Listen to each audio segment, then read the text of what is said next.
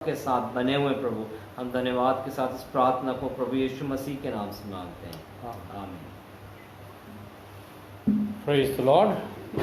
धन्यवाद हो रुएल का कि उसने इस लीडिंग में मदद की है। और अब हम आज के वचन की ओर चलेंगे। और आज का वचन जो है वो इस बात पर है कि hope in times of fear. Hope in times of fear का मतलब है डर के समय में आशा। आज के इस युग में जिसमें मैं और आप रह रहे हैं, जिसमें मैं और आप जी रहे हैं, जिसमें मैं और आप कार्य कर रहे हैं, जिन परिस्थितियों में हम रहते हैं, आज की परिस्थितियों को देखते हुए या आज के माहौल में जीना हमारे लिए एक चुनौती है।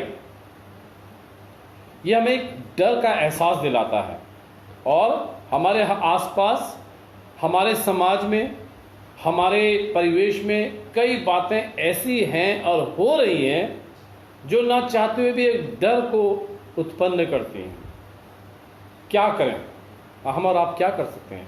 परिस्थितियां ही ऐसी हैं, समय ऐसा है, समय बदल रहा है, परिस्थितियां बदल रही हैं, लोग बदल रहे हैं, उसके बाद दुनिया बदल रही है, जीवन शैली बदल रही है।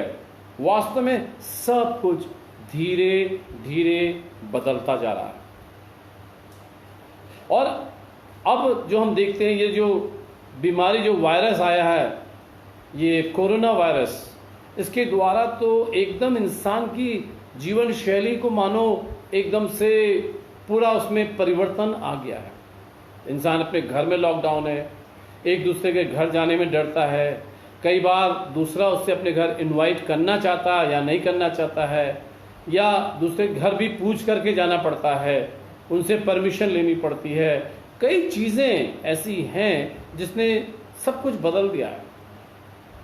प्रियो, हम ज़्यादा देर तक बाहर नहीं रह सकते, हम ज़्यादा देर तक इधर उधर नहीं घूम सकते हैं। हर जगह कहीं ना कहीं एक बाधा, एक रुकावट आ गई है। तो इसलिए मैंने बताया कि इस संसार में ये परिस्थितियां बदल रही हैं। और आज के इस समय में सच तो यह है, ये सब कुछ हो रहा है, लेकिन हम इस सच्चाई से मुकर नहीं सकते कि जो बाइबल में लिखा हुआ है सब कुछ बदलता है, लेकिन प्रभु यीशु के वचन में, बाइबल में ऐसा लिखा है, अर्थात यीशु मसीह आज, कल और सर्वदा एक सा है। हालेलुया। प्रभु यीशु मसीह आज, कल और सर्वदा एक सा, वो कभी नहीं बदलता है। सब कुछ बदल जाएगा, सब कुछ चेंज हो जाएगा, और लेकिन प्रभु यीशु मसीह कभी नहीं बदलता है। यहां तक बाइबल में लिखा है, क्या एक दूध पिलाती माता अपने बच्चे को भूल सकती है? हाँ, भूल सकती है, लेकिन लिखा हुआ है परमेश्वर हमको और आपको कभी नहीं भूलता। उसका वचन कहता है, ना तो मैं तुझे भूलूंगा, ना मैं तुझे त्यागूंगा, ना मैं तुझे छोड़ूंगा। मैं तुझे छोड़ूंगा नहीं, मैं तुझे त्यागूंगा नहीं, लेकिन मैं तेरे साथ बना रहूंगा। इसीलिए आज का टॉपिक जो मैंने चुना वह है hope in times of fear, अर्थात डर के माहौल में आशा। हमारी एक धन्य आशा है जो हमारे प्रभु यीशु मसीह पर है। वो कहता है, अगर हम देखें यशाया उसके 41 अध्याय के 10 पद में, तो यहां पर इस प्रकार लिखा है, मत डर। शुरू किया है मत डर से। कौन कह रहा है? परमेश्वर। मत डर क्योंकि मैं तेरे साथ हूं। इधर उधर मत ताक क्योंकि मैं तेरा परमेश्वर हूं। मैं तुझे दृढ़ करूंगा और अपने धर्ममय दाहिने हाथ से तुझे संभाले रहूंगा। कितना बड़ा वायदा है। मत डर, चाहे संसार में कुछ भी हो, चाहे समुद्र उफान उठाए, चाहे समुद्र में लहरें आ जाएं, चाहे पृथ्वी पर कुछ भी हो जाए, चाहे धरती डावाडोल हो जाए, लेकिन मत डर, तेरी आशा ना टूटे। मत डर क्योंकि मैं तेरे साथ हूं। ये मैं है परमेश्वर, ये मैं है प्रभु यीशु मसीह जो मेरे साथ है। उसका ये वायदा है। इधर मत ताक क्योंकि मैं तेरा परमेश्वर। इधर देखने की, उधर देखने की कहीं ज़रूरत नहीं है, लेकिन हमारा फोकस, हमारा अटेंशन इस समय में, इन दिनों में, इन आने वाले समयों में परमेश्वर की ओर हमारा फोकस होना है। मैं तुझे दृढ़ करूंगा, वो मुझे मजबूत करेगा।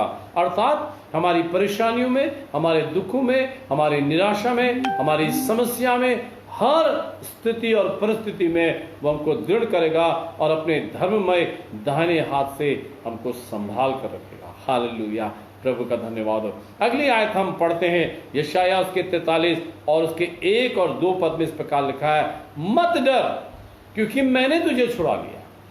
मत डर क्योंकि मैंने तुझे छुड़ा लिया है। छुड़ाऊंगा नहीं, छुड़ा लिया है। मैंने तुझे नाम लेकर बुलाया है। न सिर्फ तुझे छुड़ा लिया, लेकिन मैंने तुझे नाम लेकर बुलाया।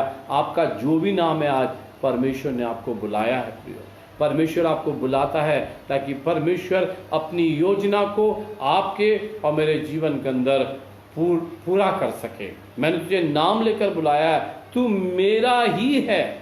मेरा है नहीं, मेरा ही है। हालेलुया, तू मेरा ही है। जब तू जल में होकर जाए, मैं तेरे संग रहूंगा। अगर तू जल में होकर जाएगा, मैं तेरे, जिस तरह पतरस जब उसने देखा कि यीशु मसीह पानी में चलता हुआ आ रहा है उस झील में, तो झील गहरी थी और खतरा था, लेकिन यीशु मसीह झील के ऊपर चलता हुआ आ रहा था। पतरस ने यीशु मसीह को देखा और वो डर गया और उसने फिर यीशु मसीह से कहा, क्या मैं भी आ सकता हूं? उसने कहा चल, और पतरस उस झील पर चलने लगा। प्रियो, अपनी नाव से उतर के सीधे झील पर आ गया और चलने लगा। लेकिन जो ही उसने चारों तरफ देखा, आंधी, तूफान, लहरें, और उसने समुद्र, उस झील के पानी को देखा, एकदम उसका विश्वास डामाडोल हो गया और वो डूबने लगा। उसने कहा, हे प्रभु मुझे बचा, और प्रभु ने हाथ देकर उसे बचा लिया। उसने कहा, तेरा विश्वास। प्रियो, जब तक पतरस का फोकस, जब तक उसका अटेंशन, जब तक उसकी आंखें, जब तक उसकी दृष्टि परमेश्वर के अर्थात प्रभु यीशु मसीह की ओर लगी हुई थी, तब तक वो डूबा नहीं था। मेरे और आपके भी आज के संसार में, इस युग में, इस सारी परिस्थितियों के बीच में, इसके मध्य में, जैसा हमने गीत भी गाया, भंवर के बीच में तू ही मेरी चट्टान, तू मेरी चट्टान है प्रभु। ये भंवर है, संसार रूपी भंवर में तू मेरी चट्टान है। और इस पूरे समुद्र में, इस सारी धरती में तू मुझे बचाने वाला परमेश्वर है और तू मुझे संभाल। उसने मुझे हिरणी के समान, उसने मुझे मजबूत चट्टान पर खड़ा किया। हाल किया, कितना अद्भुत परमेश्वर है। मत डर क्योंकि मैंने तुझे छुड़ा लिया, मैंने तुझे नाम लेकर बुलाया, तू मेरा ही है। जब तू जल में होकर जाए, मैं तेरे संग रहूंगा। जब तू नदियों में होकर चले, नदी में नहीं, नदियों में होकर चले, तब मैं तुझे डुबा ना सकेंगे। जब तू आग में चले, तब तुझे आंच न लगेगी और उसकी लौ तुझे जला न सकेगी। कितना बड़ा वायदा है।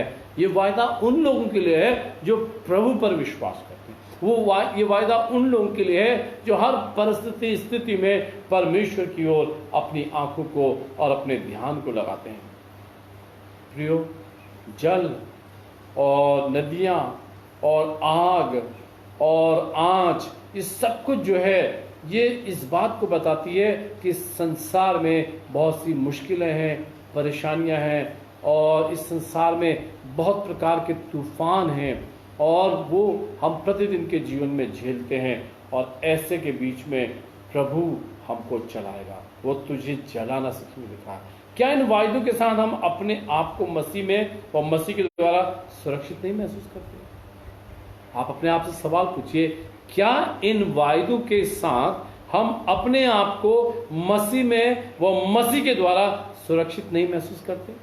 यस, हम अपने आप को मसीह में और मसीह के द्वारा सुरक्षित महसूस करते हैं। आज हम देखेंगे, एक चरित्र के ऊपर थोड़ा गौर करेंगे, बाइबल में से एक चरित्र के ऊपर गौर करेंगे, और तब हम जानेंगे कि ऐसे वातावरण में, ऐसे समय में इस व्यक्ति ने परमेश्वर की ओर जब देखना शुरू किया, जब वो अपने घेरे से बाहर निकला, अपने उस छोटे से तालाब से बाहर निकला, अपनी उस परिस्थिति से बाहर निकला, जब उसने परमेश्वर की हकीकत को पहचाना, और उसके हाथ को थामा, परमेश्वर ने उसको आशीष का कारण बना दिया। ये व्यक्ति है गिदोन। उससे हम सीखेंगे, चाहता है कि परिस्थितियां कैसी भी क्यों ना हो, हमारी आशा जो प्रभु यीशु में है हमें छुटकारा देती है, तथा यह सिखाती है कि हमारे चारों ओर की परिस्थितियां कैसी भी क्यों ना हो, हमारा छुटकारा निश्चित है। हमारे चारों ओर की परिस्थिति कैसी भी क्यों ना हो, लेकिन हमारा छुटकारा निश्चित है। हम जिस बंधन में होते हैं, जिस बंधन में हम जकड़े हुए होते हैं, उस बंधन से प्रभु यीशु मसीह का लहू हमें छुड़ाने की सामर्थ रखता है। सो गिदोन के चरित्र के ऊपर हम जब देखते हैं, जो बाइबल के अंदर हम पाते हैं, बाइबल परमेश्वर के वचन में, जो कि न्यायों की किताब उसके 6 अध्याय के और फिर आगे के अध्यायों में हम गिदोन के चरित्र के ऊपर देखते हैं, और उस चरित्र के द्वारा हमको पता चलता है कि गिदोन जो है वो परमेश्वर का जन, वो हमें परमेश्वर के बारे में बताता है और परमेश्वर के विश्वास योग्यता के बारे में बताता है। यहाँ पर हम पाते हैं गिदोन का मतलब है काटने वाला, ह्यूअर, हु कट्स डाउन, जो बारीक काट देता है, और उसके साथ उसका दूसरा अर्थ है वॉरियर, अर्थात योद्धा। गिदोन का मतलब है योद्धा। और जब हम इस योद्धा के जीवन के ऊपर गौर करते हैं न्यायों के 6 अध्याय के अंदर, सो इसके अध्ययन करने से हमें परिस्थिति का सही अंदाज हो जाता है। और हम निकालेंगे न्यायों उसका 6 अध्याय, और यहाँ पर हम थोड़ा सा इसमें परमेश्वर के वचन को गहराई से देखेंगे, और तब हमें पता चलेगा कि परमेश्वर हमसे क्या कहना चाहता है। 6 अध्याय न्यायों का, और यहाँ पर हम पाते हैं बहुत सुंदर वाक्य है। गिदोन जो जरुब्बाबेल भी कहलाता है, और सब लोग जो उसके संग थे, और इस गिदोन के बारे में हम पाते हैं, इसको यरुब्बाबेल भी कहा गया। लेकिन यहाँ पर 6 अध्याय में हम पाते हैं, जब हम इस चरित्र के बारे में देखते हैं, सो हम एक बात का निश्चय हो जाता है कि परमेश्वर ने गिदोन नामक व्यक्ति से बातचीत करी, जो डर की अवस्था में, ध्यान सुनिएगा, जो डर की अवस्था में, निराशा में जी रहा था। हालांकि वो सच्चे परमेश्वर को जानता था, वो सच्चे परमेश्वर को जानता था, लेकिन डर और निराशा की परिस्थिति में जी रहा था। लेकिन कुछ परिस्थितियों के कारण निराशा से जी रहा था। उसके पास अनेकों सवाल थे, उसके जहन में बहुत ढेर सारे सवाल उत्पन्न हुए, और उन सवालों ने उसको घेर लिया था। सो इस गिदोन के चरित्र के ऊपर, जिसका मतलब मैंने बताया है वॉरियर, मतलब योद्धा है। प्रिय, मैं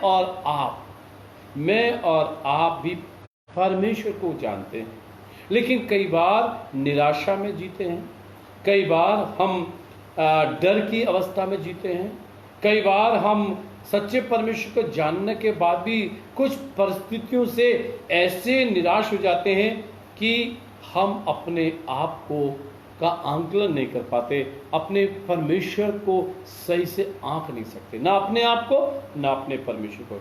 यहाँ पर यह जानना जरूरी है कि ये परिस्थितियाँ क्या हैं और क्यों उत्पन्न हुई। ये परिस्थितियाँ क्या हैं और क्यों उत्पन्न हुई। गिदोन जो है वो 5वां न्यायी था इज़राइल के अंदर, 5वां न्यायी था। और गिदोन के समय में, जब गिदोन था, इससे पहले क्या था, 7 साल से ये लोग जो थे ये मिदानियों के कब्जे में थे। अर्थात मिदानियों ने परमेश्वर के लोगों को अपने कब्जे में ले लिया था। मिदानियों ने परमेश्वर के ऊपर, लोगों के ऊपर हुकूमत शुरू कर दी थी। ये कैसे पॉसिबल हो सकता है? शैतान जो शैतान है वो एक विश्वासी आप मेरे अंदर कैसे हुकूमत कर सकता है? कोई ना कोई कारण हो सकता है जिसके द्वारा शैतान हमारी जिंदगी पर हुकूमत कर सकता है। जब हम 6 अध्याय को पढ़ते हैं तो यहाँ पर हम पाते हैं, तब इस्राएलियों ने यहोवा की दृष्टि में बुरा किया, इसलिए यहोवा ने उन्हें मिदानियों के वश में 7 वर्ष कर रखा। पता चल गया कि क्या हुआ, कि पहले पद में लिखा हुआ है कि तब इस्राएलियों ने यहोवा की दृष्टि में बुरा किया। They did evil in the sight of God. यहोवा की दृष्टि में बुरा किया, इसलिए अर्थात यहोवा की दृष्टि में बुरा करने का मतलब क्या हुआ?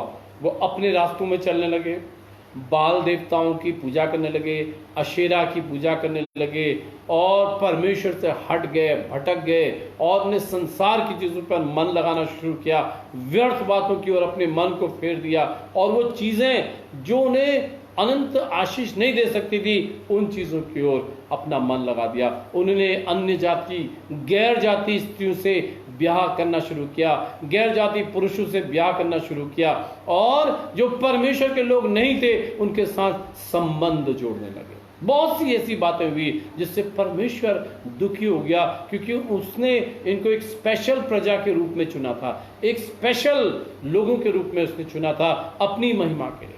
अब हम पाते हैं पहले पद में हमने पाया कि यहोवा की दृष्टि में बुरा किया, इसलिए यहोवा ने उन्हें मिधानियों के वश में 7 वर्ष, नॉट अ स्मॉल टाइम, 7 वर्ष। दूसरे पद में लिखा और मिधानी इसराइलियों पर प्रबल हो गए। मिधानियों के डर के मारे इसराइलियों ने पहाड़ों के गहरे खड्डों और गुफाओं और किलों को अपना निवास बना लिया। क्या हो गया? अब दूसरी चीज, जब वे परमेश्वर ने इन्हें त्याग दिया, आप कहेंगे क्या परमेश्वर त्यागता है? प्रिय, हाँ, हम हमारे खुद के काम जो है हमें परमेश्वर से दूर करते हैं। खुद के गलत काम, खुद की गलत चीजें जो हैं हमें परमेश्वर से कई बार दूर कर देती है। हमें समझना है इस चीज को, हमें अंडरस्टैंड करना है कि हमारे जीवन में क्या ऐसी घटियां हैं, कमियां हैं जो हमें परमेश्वर के मार्ग में चलने से रोकती है। हम पाते हैं कि एक राजा यहोशापात के बारे में जिसका मन परमेश्वर के मार्ग में चलते चलते मगन हो गया। He was courageous, he was full of pride. Pride means pride in the Lord. परमेश्वर पे घमंड करने लगा था। ऐसे मार्ग में चलते, लेकिन यहां पर हम क्या पा रहे हैं? इजरायली लोग परमेश्वर से दूर हो गए। दूसरे पद में हमने पाया इस कारण क्या हुआ? मिधानी इसराइलियों पर प्रबल हो गए। क्या हो सकता है कि शैतान परमेश्वर के लोगों पर प्रबल हो जाए? यस, हो सकता है। कब? जब मैं और आप शैतान को अपने जीवन में स्थान दें। हवा और आदम जो थे वो तब तक नहीं बहकाए गए जब तक उन्होंने अपने कान शैतान की ओर नहीं लगाए, उसके बातों को सुनने न लगे, जब तक उन्होंने अपने मन को शैतान की बातों में न फेर दिया और परमेश्वर की आज्ञा का उल्लंघन करके शैतान की आज्ञा का पालन किया, तभी वो परमेश्वर से दूर हुए। तीसरे पद में हम पाते हैं इस कारण जब इस्राएली बीज बोते थे तब मिधानी और अमालेकी और पूर्वी लोग उनके विरुद्ध चढ़ाई करते थे। अब कुछ तो करना था, खाना पीना खाने के लिए ऊपर पहाड़ों में, कंदराओं में, गुफाओं में दूर दूर चले गए, कुछ बीज बोते थे। लेकिन क्या होता था? ऐसे बीज बोते समय जैसे इनको पता चला मिधानियों को, वो आकर के उनके खेत नष्ट कर दिए। इतना जबरदस्त फियर, परमेश्वर के लोग फियर में जी रहे हैं। They are living in fear. वो डर में जीवन बिता रहे हैं। पहला था वो परमेश्वर से दूर हो गए, दूसरा था मिधानी इसराइलियों पर प्रबल हो गए, तीसरा था जब वो बीज बोते थे तो अमालेकी आकर के और पूर्वी लोग आकर के उनके बीजों को नाश कर देते थे। और फिर चौथे और पांचवें पद में हम पाते हैं उन्होंने वहां अपनी सेना अपने छावनी डाल दी। मिधानियों के पास उन्होंने अपनी छावनी डाल दी और वो उनको बुरी तरह से लांछन करने लगे, उनकी भूमि की उपज को नष्ट कर देते थे और इस्राएलियों के लिए ना तो कुछ भोजन वस्तु और ना भेड़ बकरी, ना गाय बैल और ना गधा छोड़ते थे, क्योंकि वे अपने पशुओं और डेरों को लिए हुए चढ़ाई करते थे और टिड्डियों के दल के समान बहुत आते थे और उनके ऊंट भी अनगिनत होते थे और वह देश को उजाड़ने के लिए उसमें आया करते थे। कितनी दुखित परिस्थिति है ये। परमेश्वर के लोग, इजरायली परमेश्वर की कौम है, मेरी प्रजा। परमेश्वर ने इजराइल को अपनी प्रजा बनाया और आज इजराइल किस अवस्था में था? इस गिदोन के समय में हम पाते हैं छिपा हुआ, डरा हुआ और शैतान और अमालेकी आकर उनके सब कुछ नष्ट कर रहे हैं। अमालेकी आकर अपनी सेना को लेकर उन पर चढ़ाई कर रहे हैं, उनको मार रहे हैं, काट रहे हैं, उनको ख़त्म कर रहे हैं, उनको नाश कर रहे हैं। और इनका डर जो था वो इज़राइलियों पर अर्थात परमेश्वर के लोगों पर समा गया। जब हम शैतान को अपने जीवन में स्थान देते हैं, शैतान की चीज़ों को अपने जीवन में स्थान देते हैं, जब शैतान की बातों में अपने मन को लगाते हैं, जब दुनिया की ओर हम अपने आप को फेर लेते हैं बनिस्बत इसके कि हम परमेश्वर की ओर फिरें, तब शैतान जो है वो हमारे ऊपर हावी हो जाता है, वो हमारे ऊपर कब्जा करने की कोशिश करता है, वो हमारे मन मस्तिष्क को अपने अनुसार चलाना शुरू करना की कोशिश करता है। हमें केयरफुल रहना है। आगे पढ़ते हैं हम 6ठे पद में, यहूदियों इसके न्यायियों के 6ठे पद में हम पाते हैं, और मिदानियों के कारण इस्राएली बड़ी दुर्दशा में। किसके कारण? मिदानियों, शैतान के कारण विश्वासी लोग जो हैं वो दुर्दशा में। शैतान के कारण क्यों? क्योंकि उन्होंने शैतान को अपने जीवन में इंपॉर्टेंस दे रखी थी और फिर दुर्दशा पड़ गए। तब इस्राएलियों ने यहोवा की दुआई दी। अब एक अच्छी बात यह है कि Israel called upon the God of their fathers. Israel ने अपने पिता के परमेश्वर अर्थात इब्राहिम, आइजक, इज़हाक, यूसुफ, याकूब के परमेश्वर की दुआई दी, हे परमेश्वर हम पर दया कर। जब समय आता है जब हम परमेश्वर की ओर अपने आंखों को उठाते हैं, जब अपनी नज़रों को उठाते हैं, जब अपने हाथों को उठाते हैं, कहते हैं प्रभु बहुत हो गया, अब हम पर दया कर। परमेश्वर की दया अपने लोगों पर अद्भुत रीति से आती है। अब हम पाते हैं इसके 7वें पद में पाते हैं, जब इस्राएलियों ने मिदानियों के कारण यहोवा की दुहाई दी, तब हालेलुया, कब?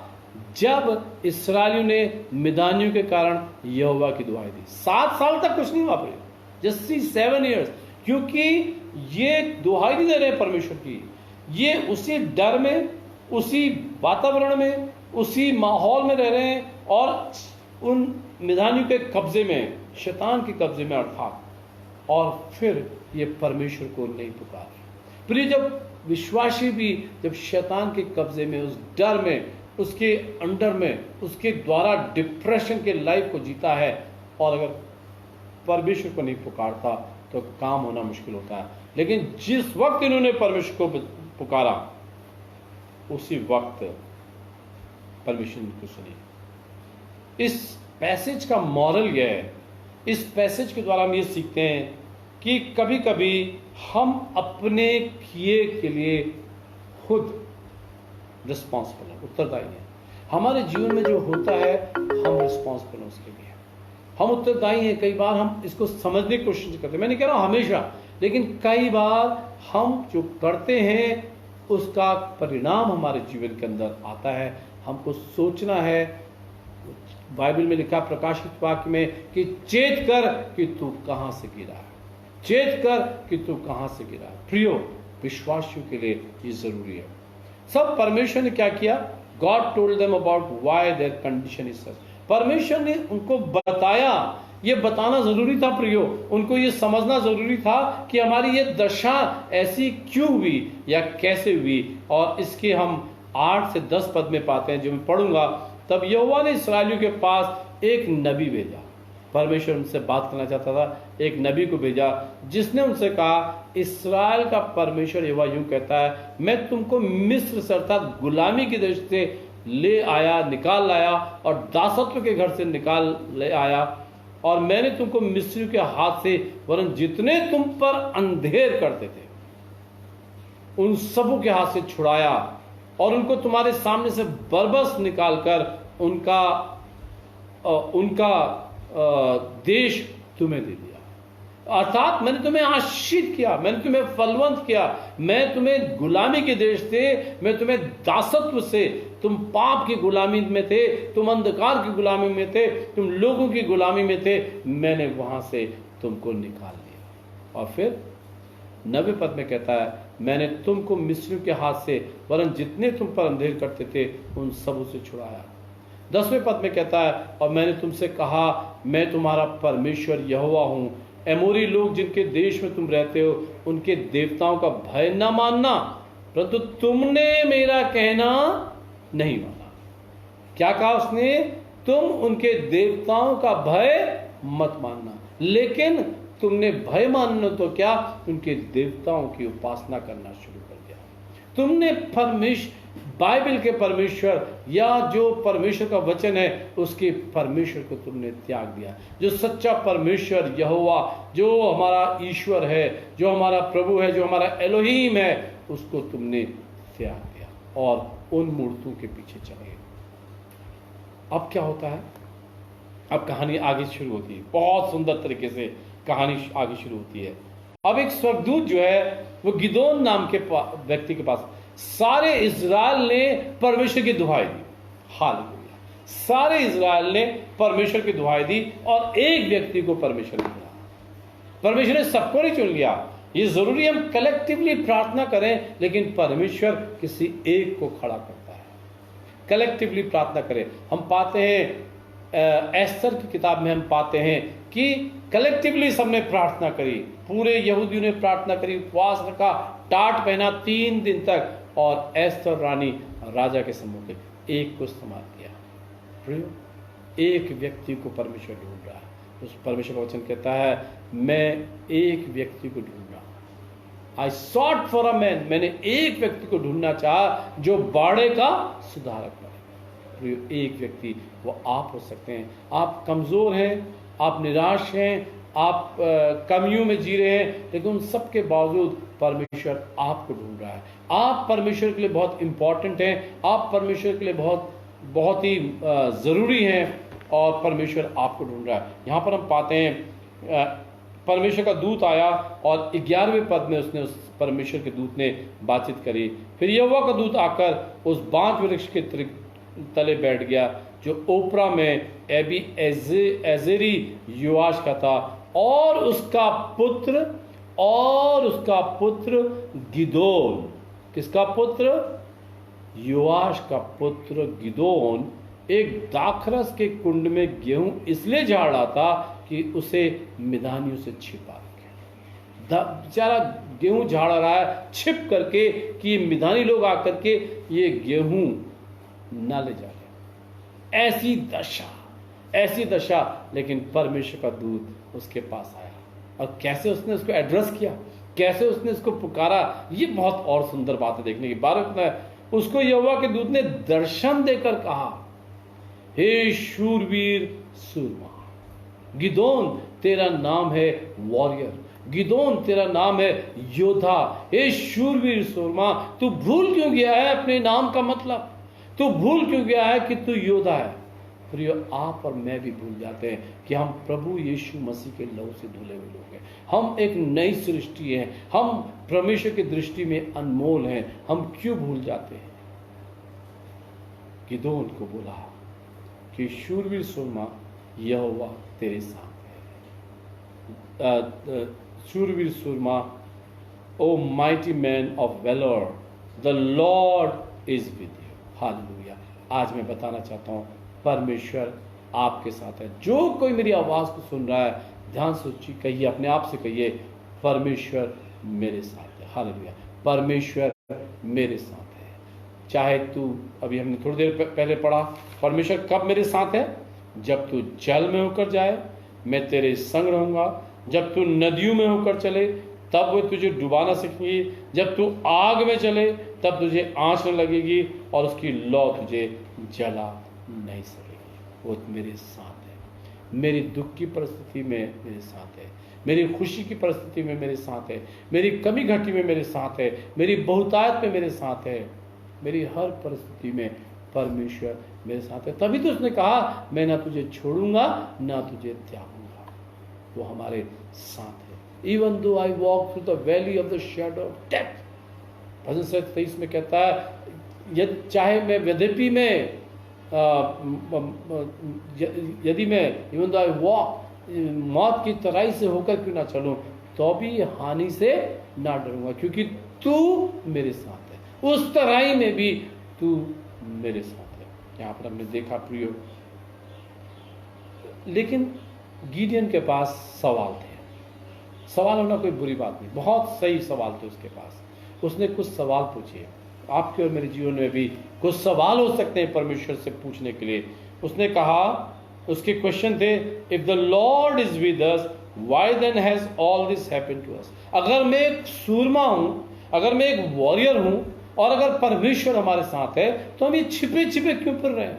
हम इन कंदराओं में, इन गुफाओं में, इन पहाड़ों में, हम ये मिधानियों से, अमालेकियों से हम क्यों डरे हुए छिप रहे हैं, भाग रहे हैं? अगर परमेश्वर हमारे साथ है, कहीं ना कहीं जो गिदोन है वो परमेश्वर की सच्चाई और हकीकत को जानता है, लेकिन उसके पास सवाल है। वो एक ऐसे जीवन में जी रहा है जहां उसके अंदर क्वेश्चन आ रहे हैं, एक के बाद एक सवाल। बुरा नहीं, उसने बहुत अच्छा किया सवाल पूछ करके कि फिर हमारे साथ ये क्यों हो रहा है।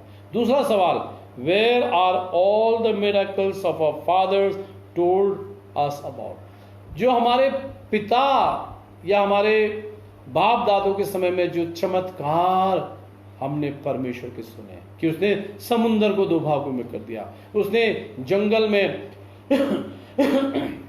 उसने जंगल में भोजन खिलाया, उसने 40 वर्ष तक अपने लोगों को उस बयाबान में चला करके उनको किसी बात की घटी नहीं हुई, उनके जूते तक छोटे नहीं हुए, उनके कपड़े तक नहीं फटे, और 40 वर्ष वो उस बयाबान में रहे और परमेश्वर उनको खिलाता रहा।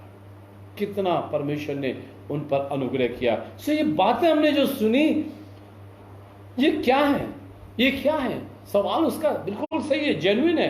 तीसरा सवाल उसका है, did not the Lord bring us from Egypt. क्या मैं ऐसा नहीं सुनता कि परमेश्वर हमें मिस्र देश से लाया?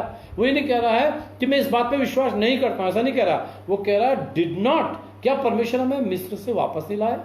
जब वो हमें मिस्र से वापस लाया है तो वो किस लिए लाया? आज हम इस दशा में क्यों? मेरे और आपके भी कई बार यही सवाल होते हैं। हम अपनी जड़ पर, अपनी रूट पर, अपने उन समस्याओं की जड़ पर नहीं जाते। हम ये भी नहीं सोचना चाहते अगर मेरे साथ ये हुआ है तो क्यों हुआ है, अगर मेरे जीवन में ये घटा है तो क्यों घटा है। मेरी तो कोई कमी नहीं रही कहीं पर। कई बार हम अगर सोचें, बैठें, इत्मीनान से थोड़ी देर फोकस करें और अपने जीवन का मूल्यांकन करें, पता करें, इवैल्यूएट करें, तो हमें पता चलेगा कहीं ना कहीं हम कई जगहों पर गलत थे। ये जो हमारे ऊपर हुआ है या जो हमारे साथ चल रहा है, इसका कोई ना कोई कारण है। और लेकिन तो भी क्या कर रहे हैं हम ये कह रहे हैं कि अगर परमेश्वर हमारे साथ है तो ऐसा क्यों हो रहा है। कई लोग कहते हैं ना, अरे जितना हम लोगों के संग भलाई करते हैं उतना ही वो बुरा करते हैं। ये हमारा एक सिंपल सवाल होता है कई बार, क्या परमेश्वर मेरी परिस्थिति को नहीं देख रहा? बहुत ज्यादा जोर से जब बहुत कोई परेशान हो जाता है, झल्ला कर बोलता है, क्या परमेश्वर नहीं जानता मेरी सिचुएशन, मैं किस परिस्थिति से गुजर रहा हूं? यहाँ पर where are all the miracles, परमेश्वर के चमत्कार हाँ मैंने सुने हैं, लेकिन कहाँ है वो? हाँ परमेश्वर मुझे दासत्व के और मेरे लोगों को दासत्व के घराने से लाया, तो वाई, क्यों लाया? प्रियो, ये सवाल हमारे भी होते हैं। जैसा मैंने कहा, आगे बढ़ते हैं और भी हम अद्भुत बातों को आगे देखेंगे गिदोन की लाइफ से। जब परमेश्वर उससे बातचीत करता है, गिदोन से परमेश्वर आगे बातचीत करता है, तो हम पाते हैं God speaks to him and he has excuses. परमेश्वर उससे बातचीत करता है, लेकिन उसके पास हर चीज का एक जवाब है, एक्सक्यूज है। मतलब वो कहता है हाँ, मतलब मेरे पास कुछ ना कुछ इसका जवाब है।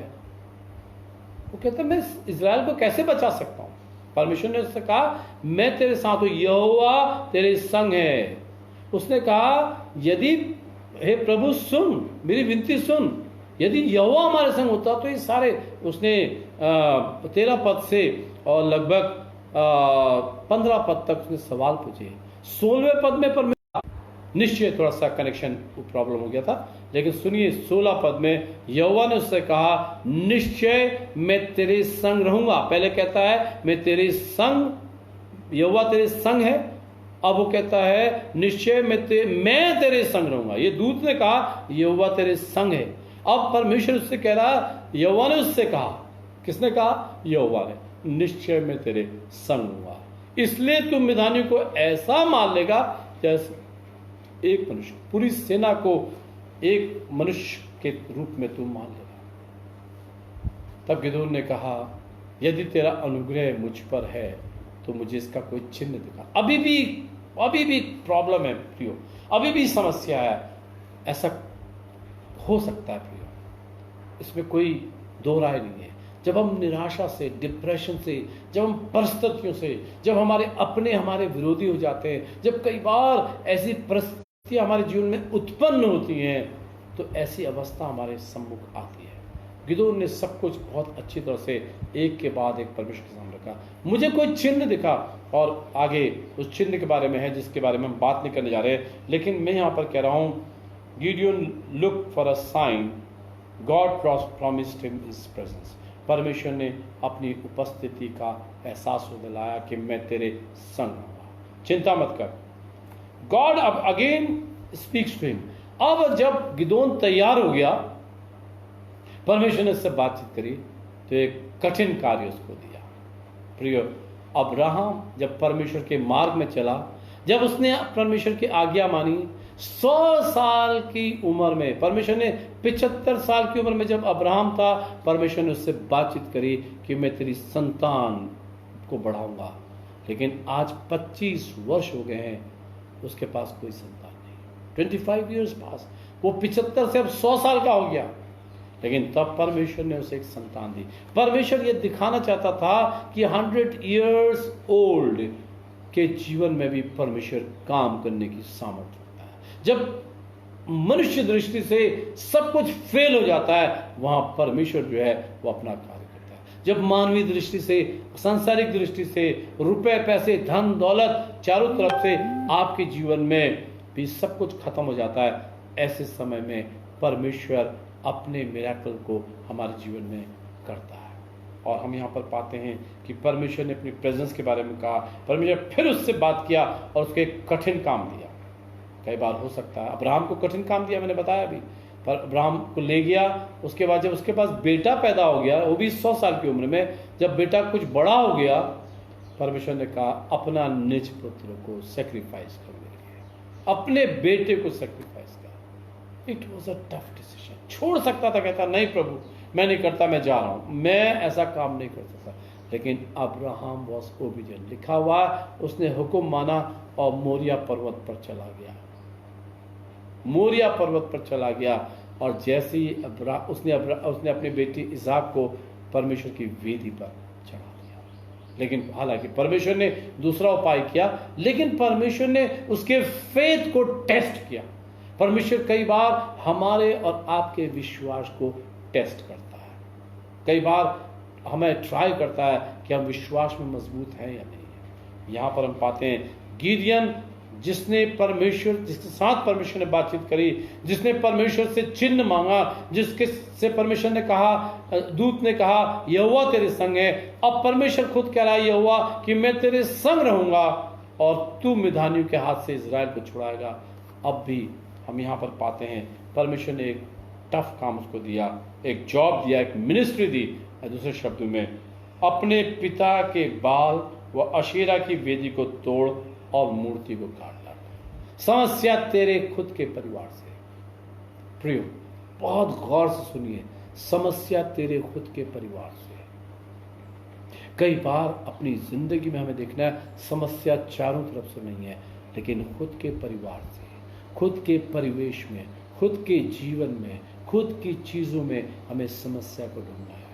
कई बार हम बाइबल तो पढ़ते हैं, दुआ तो करते हैं और समय भी बिताते हैं, फेलोशिप भी करते हैं, लेकिन कुछ ना कुछ छिपा हुआ जीवन के अंदर जिसको परमेश्वर जानता है, आप जानते हैं। समस्या वहीं थी, कहाँ? गिदियोन के घर में। वो क्या था?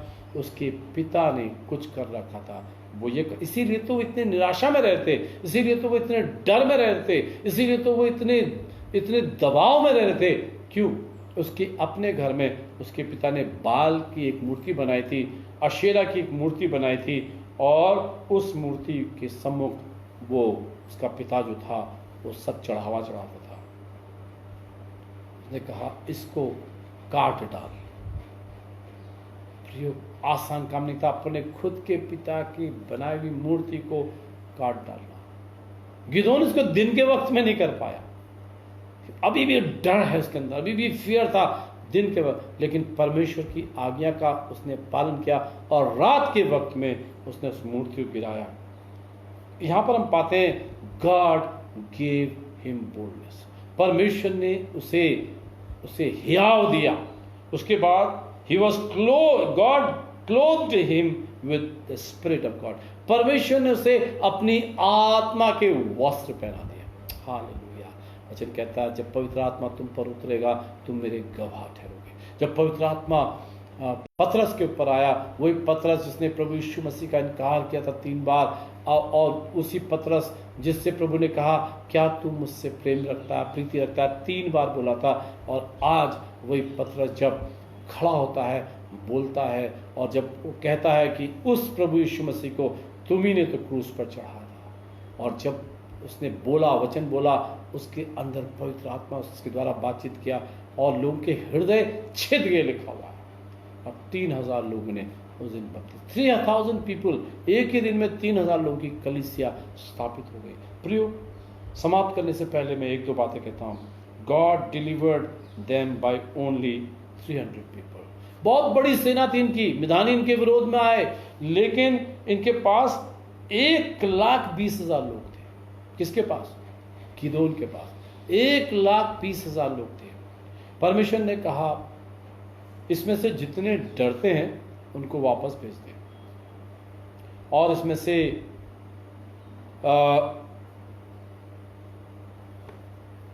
20,000 लोग चले गए। फिर उसने कहा कि अब ऐसा कर, 22,000 लोग चले गए। उसके बाद क्या रहा, और इस प्रकार से लेटर ऑन हम पाते हैं कि करते करते करते सिर्फ 300 लोग रह गए, और उनकी सेना जो है मिधानियों की सेना, बहुत बड़ी सेना, वो दल टिड्डियों के दल के समान थे, लिखा हुआ है। और वो उन्होंने मिधानियों की सेना के ऊपर 1,20,000 लोगों को, मिधानियों को उन्होंने मार डाला था। 1,20,300 लोगों के द्वारा परमेश्वर ने उनको विजय दी। गिदोन का विश्वास उसके डर के सामने कमजोर पड़ गया था। जब उसकी वार्तालाप परमेश्वर के साथ हुई, वो पावरफुल हो गया। हालेलुया। जब हम परमेश्वर के साथ हमारा इनकाउंटर होता है, जब प्रभु के साथ, यीशु के साथ जब हमारा इनकाउंटर होता है, जब उसके साथ हम संपर्क में आते हैं, प्रभु हमें बोल्डनेस देता है। प्रभु हमें अपनी पवित्र आत्मा के वस्त्र पहनाता है, धार्मिकता के वस्त्र पहनाता है, और हमारे अंदर एक सामर्थ्य देता है। वो सामर्थ्य हमारी नहीं, लेकिन परमेश्वर की सामर्थ्य होती है। आज शाम को परमेश्वर हमें आशीष दे कि इसका बहुत बड़ा मॉरल है। प्रिय, समय नहीं है, लेकिन इसका बहुत बड़ा मॉरल है। वो ये है कि परमेश्वर महान कार्यों को हमारे द्वारा कर सकता है, यदि हम अपनी कमजोरियों को भूल जाएं और अपनी कमजोरी को प्रभु के हाथों में सौंपें। दूसरी चीज, परमेश्वर पर विश्वास करें तथा उसके मार्गदर्शन में चलें। तीसरी चीज, उसके पास जो हुनर था वो उससे वाकिफ नहीं था। वो नहीं जानता था कि मैं एक वॉरियर हूं। वो तो डिप्रेशन में जी रहा था। कई बार हम अपनी सच्चाई को भूल जाते कि हम कौन हैं, हम किसकी संतान हैं, हम किसके लोग हैं, हम किसके बच्चे हैं, हम कौन हैं। हम याजकों का समाज हैं, परमेश्वर की निज प्रजा है, हम भूल जाते हैं। परमेश्वर हर मनुष्य के जीवन में एक उत्तम चीज को देखता है, बेस्ट, चाहे वो कमजोर से कमजोर मनुष्य क्यों ना हो, उसके जीवन में बेस्ट देखता है। God would like to test us by doing what we don't want. कई बार परमेश्वर जो हम नहीं करना चाहते उसको करवाने के द्वारा हमारी टेस्ट करता है, हमारी परीक्षा लेता है। ये परीक्षा बुराई की नहीं, लेकिन भलाई के लिए वो परीक्षा लेता है। By God's help we can change the impossible into possible. परमेश्वर की सामर्थ के द्वारा हम जो असंभव है उसको संभव में बदल सकते हैं।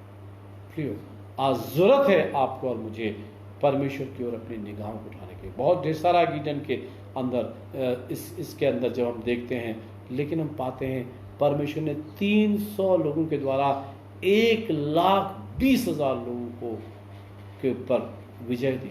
और उसके बाद 22,000 भाग गए थे, फिर उसके बाद भी 22,000 लोग भाग गए थे उनके, लेकिन फिर उसने उनको पकड़ा, फिर उनको मारा।